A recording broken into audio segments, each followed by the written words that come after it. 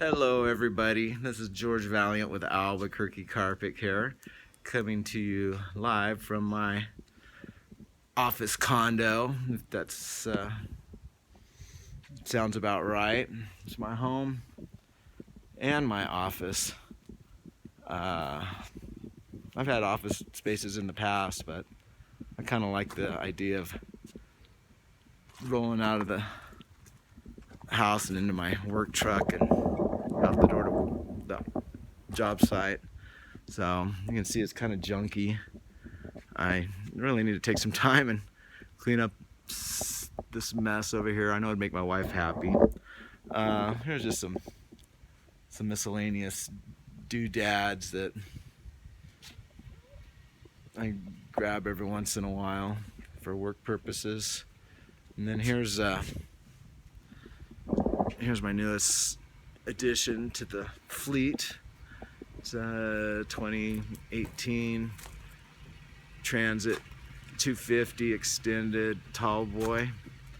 And I do have one question regarding this truck that I have yet to get the answer to, and that's where's the battery located on this thing? It's ridiculous. I'll show you under the hood. I can assure you there's no battery under the hood on this thing, and the floor is covered by a rubber floor mat from wall to wall. It goes under the seats.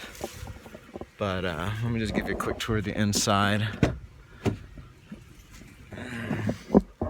Alright, well, you can see just a little something. So there's the floor. I don't see any compartment, and it just looks like a rubber mat covering the entire floor. I thought maybe it was under the seat. I don't see any way to access a battery under the seat, and I don't see any big old thick cables. There's nothing between the seats other than my garbage can, ice chest, whatnot. Oh, matter of fact, while I'm here, I take a moment to point out these lasers. I don't know if you're all using lasers to calculate the square footage of each job, but I don't know how you even can price without a laser. And I got a small one. These you can just get at any hardware store.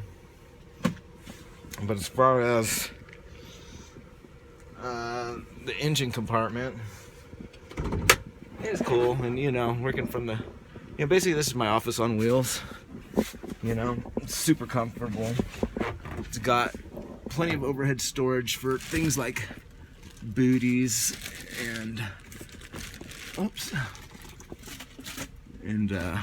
gloves. Oh, by the way, if you ever thought about getting some work gloves for carpet cleaning, these are my favorite. They're called Holmes. You get them at Costco. I've got some exam gloves up there, and I got several N95 masks, and I got a couple more boxes of those out in the garage. But as you can see, there's no place for battery in here. Also, one thing I'd like to take a moment to point out is this really sweet divider wall. It's well worth the extra. It was expensive. It was like an extra $600 or something to upgrade to the plastic rotomolded divider wall, but it's way better insulated than the aluminum counterparts because it totally insulates the cab from the rest of the truck. It's not quite airtight, but it's pretty darn close, and it's definitely watertight along the bottom, and you never get any odors or fragrances or perfumey smells in the cab from the back of the truck. It's very rare that ever happens because it's so well insulated. Plus, in the summer, you just press the air conditioning button on the dash, and the cab cools down in like 30 seconds. Let me get into the hood. Did I pop the hood yet? I can't remember. Let's see. Yeah, I did. All right. So there's no battery in there. Let's check out under the hood. Bear with me. I'm gonna have to point this camera into the sky. Let's see. Get this hood open. All right. So anyhow, as you can see, That is a fuse box. They give us a hot lead for jumping, but no place to ground. So I don't even know where you're supposed to ground. This is all plastic. I didn't realize it until I dug a big scratch into it trying to jump somebody's car the other day. So that's my question, is where's the darn battery on this thing, man? So anyhow, let's do a quick walk around tour of the work truck. Here's just a view from the passenger side. I'm sure you're all dying. Well, maybe not. Probably don't care. The inside we've got my personal favorite truck mount of all time, the Blue Line Thermowave 5M. It's my second one.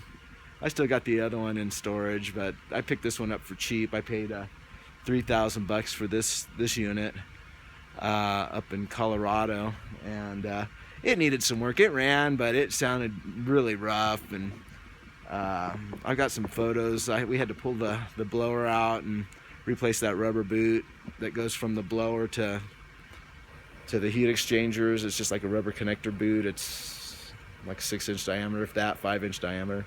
It had a big hole in the side of it and was all baked, and the exhaust noise was coming out and was super loud, but we got that all tore apart and replaced and all fixed up, and I got it all tuned up. And so I spent $3,000 on the machine, and about, including my mechanic and repairs and parts and everything, I put about another $2,000 or $3,000 into repairs, including everything. So basically out the door, this thing, after it was all said and done, I got about $6,000 tied up into this bad boy. And I was looking at the Sapphire, what was it, 570, and the 3-cylinder Kubota engine. I think it's got a number 4 blower.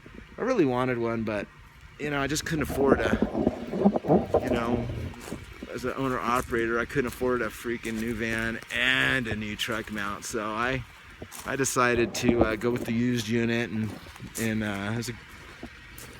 with a full-blown tune-up on it. Runs pretty good. Here, I haven't started it, and what is today, Sunday? So it hasn't ran since Friday. So let's check it out. And I always put the hours on here and when the last maintenance on it was. It was at 5,900 hours on the 22nd, and today we're sitting at, oh no, that's when it's due for the next oil changes. At 5,992 hours is when the next oil change is due, and looks like I've got 5,923 hours on it. So I've got like 45 hours left to go before it's due for its next service. So that just gives me an easy visual on when to do the maintenance. And every 100 hours I stop what I'm doing and make sure the maintenance gets done on this thing every 100 hours, whether it needs it or not. And I always think it needs it. And I usually always, pull the waste tank filters. And it's so easy to access in these tall boys, man. You've got to get a tall boy for maintaining your truck mount, because I go in there and I can pull those filters out and put a new knee-high over the filters in like less than 10 minutes, have filters totally cleaned out. And then I did away with the pre-filter box. It just slows me down. So I don't know if you can, let me switch around the other way.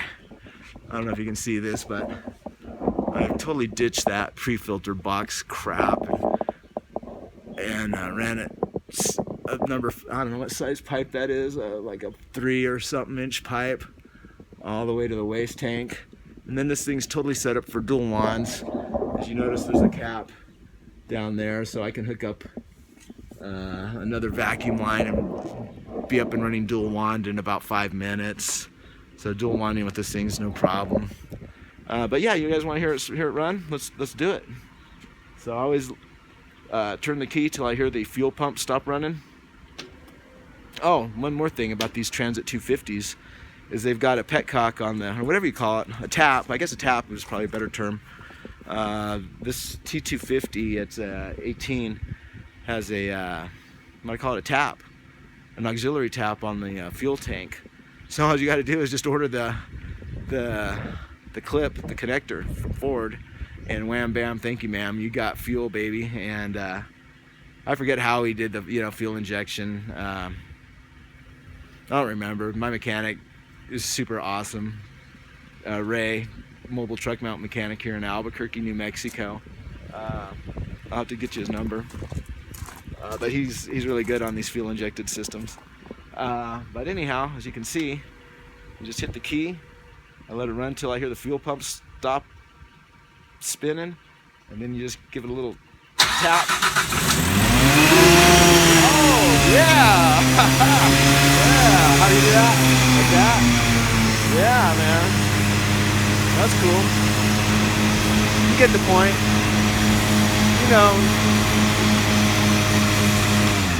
You know what comes after that, don't you? Ka-ching, ka-ching, ka-ching. So anyhow, that's the Blue Line Thermal Wave 5M. I was gonna rev it up into, it's a dual wand machine. It's even got a dual wand setting on the console. See, it says right there. It even says so. Yeah, I don't know. But anyhow, over here, this is just my, this is just a cheesy little hose I got with one of my shop vacs. And it actually works out real well as a way to dump the waste tank, because as you can see right here is where I dump the waste. Yeah, I know, I've got a little, the guy somehow, don't ask me how, but it got rusted there. It was like that when I got it, and I just too lazy to fix that. But over here, I've got, just some minor hand tools. I got a water claw, an e-kicker, heat gun. Looks like a pressure wash sprayer back there for like pressure washing cars or whatever. Not that I do that, but then I just got some miscellaneous wrenches, and man, these 3 wrenches replace about 40 other combo wrenches, man. And you always want to get the good one. Here's the good one right here. I got this at, that's a really good quality. I haven't seen good quality like this in a long time. I just got that like last year or the year before. Just feels like really good quality. And then you always got to keep one of these handy. You always got to have one of these on hand. Don't be caught without one. And then, oh, the measuring cup. Yeah. This is something else I use daily. You got to use your measuring cup. You got to know what. Yeah, you guys know. Alright, so and then I keep a heater in here because it got almost to freezing last night. So I just plug this, I just run this wire through the door. Just thread it through the door and close the door, and that keeps your stuff from freezing. Speaking of freezing, I went ahead and insulated the driver's side wall all the way back and the ceiling all the way back. It's totally insulated, with the exception of those cubbies. I like having cubbies. As you can see, I'm a freak for straps, man. I've got just no shelves, nothing but straps in here, and it's just so convenient and lightweight, and it works out so well, and no issues. Nothing really shifts around. I even got this vacuum line strapped in to get it just at the right height to plug in my vacuum line. So that's the business end of the truck mount. Let's give you a tour of the warehouse section of the van. And I wasn't kidding about straps. I'm just a strap maniac. I got all my hoses strapped to the wall, which I originally intended to powder coat this electric hose reel over here that came out of a Vortex 777. I've got a pair of those now. One of them's, and what I do is I powder coat, sandblast them, powder coat them, put them all back together, and they got really powerful DC motors, electric motors that I think you can carry 300 plus vacuum line on that hose reel. But while I was in the process of working on that, I just hung the hoses in here temporarily. I don't know if you can see it because of the glare. But I just strapped these hoses to the wall, and I've decided I kind of like it like this, because number one, it just opens up a ton of space in here, and then my pressure and fresh water line, if I want the extra floor space, I could pull all this junk out in about 5 minutes and have my entire cargo bed available to me, with the exception of a few feet up front where the truck mount sits. So it's kind of nice being able to haul big loads. If you're doing restoration work and you need to fit a bunch of dehues, you don't have that freaking giant hose reel bolted right in the middle of your way of everything. But anyhow, here's the interior. I keep, looks like I only have about 250 foot of hose hanging here. And that one's a stubby. Looks like that one's been chopped up a bunch of times over the years. I really could use some more vac line. I just haven't gotten around to getting it. And I don't know how well I'm doing it shooting this angle, but you can see a bunch of stuff I got in here. There's the Dry Master upholstery tool, a 175. I've got an air mover. You got my pump sprayer for laying down tile and grout cleaner. Any other, this is my kind of high pH sprayer. It's black. You can see I've pimped it out with this spring here from True Value. And man, that's a sprayer. I've had that sprayer for about, I don't know, 2+ years. And man, as long as you oil the plungers on those things and take care of them, those sprayers will last you a long time. But the key is you got to keep the plunger lubricated, and they've got little tabs to take it apart so you can keep it lubed. And I pretty much oil it before every job. And then up here, I just have miscellaneous hard. Basically, this is my hard surface tool rack. I've got pads, and there's a few groomers up here, and a brush, and grout brushes and whatnot, and spinner tool. I've got my tarp and some bonnets just in case. And then here you can see how it's plumbed for dual wands. So here's one wand, and here's the vacuum port for the other wand. You just pop it off like that, and boom, you're in business. You're dual wanding, baby. Yeah, I got some toolboxes down here. Over here, this is the pump sprayer I use strictly for either in cap or fabric protectant. That's for my water-based fabric protectants. For my solvent-based fabric protectants, I use this. Here's my sprayer for solvent, and this one I got at Lowe's. It's not too shabby for, like, I don't know, $8 or whatever. It's pretty good for $8. Really good. It's even got a brass tip and has just the right spray pattern for your solvent-based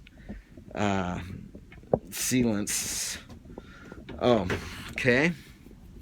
And then we got the Royal Upright Commercial Vac. Damn thing's bulletproof. It'll never die, evidently. It'll probably be around after I'm long gone. But up here, we've got, you can see my, what is that? That's the Sapphire Scientific Titanium wand and a groomer.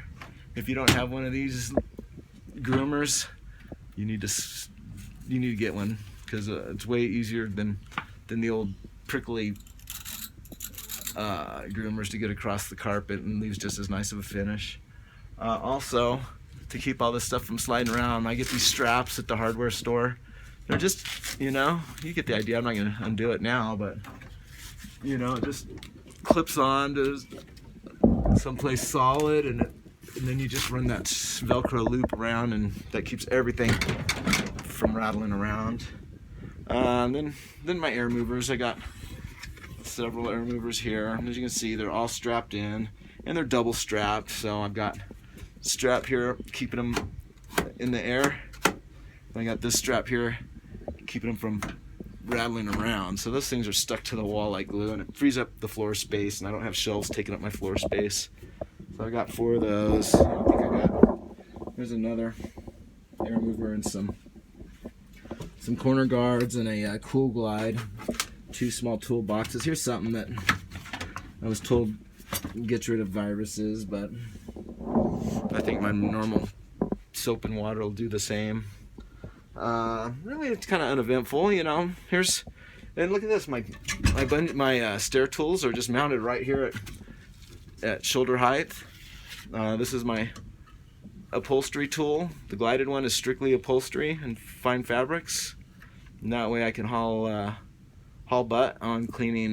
Like, let's say I get a sectional sofa, I can zip out a sectional sofa lickety split with a cleaning path this wide versus the normal cleaning path that is only this wide.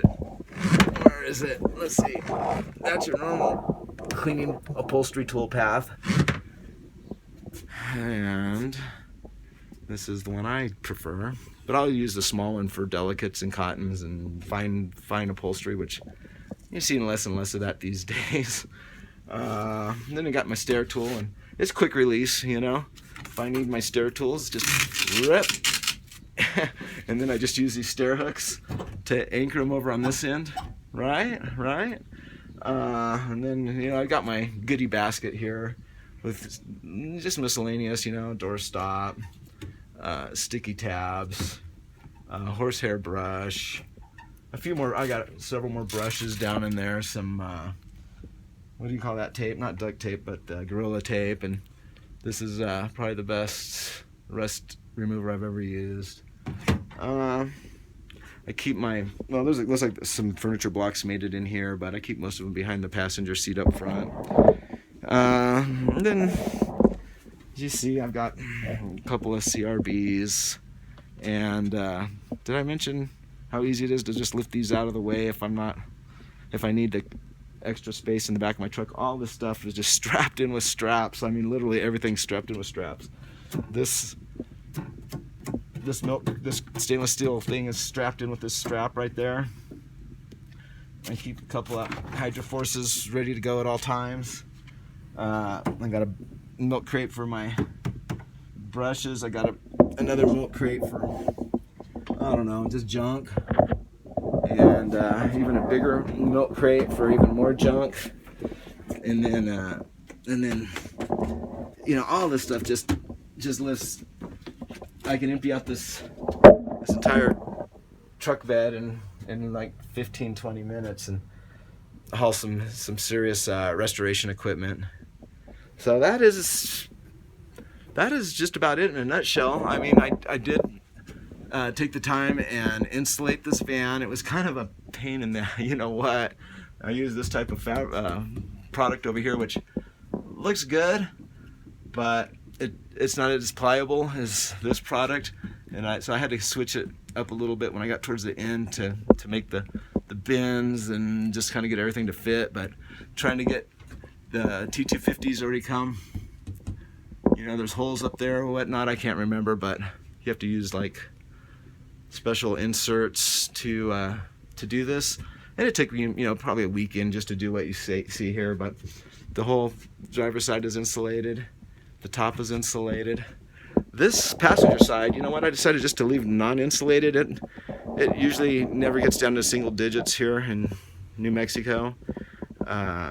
Usually double digits, you know, 30s, low, I don't know. We might have dipped into the 20s a couple of times this winter, and that little space heater seems to be doing an excellent job. Normally when it dips in the 20s, I throw 2 heaters on the van to keep it from freezing, but with the insulation on this van, I only had to use 1 heater this season. So all is well. Everything's cool with the T250. If anyone can tell me where that battery is located, I'd really appreciate it. And thanks for taking the time to watch this video, and peace out.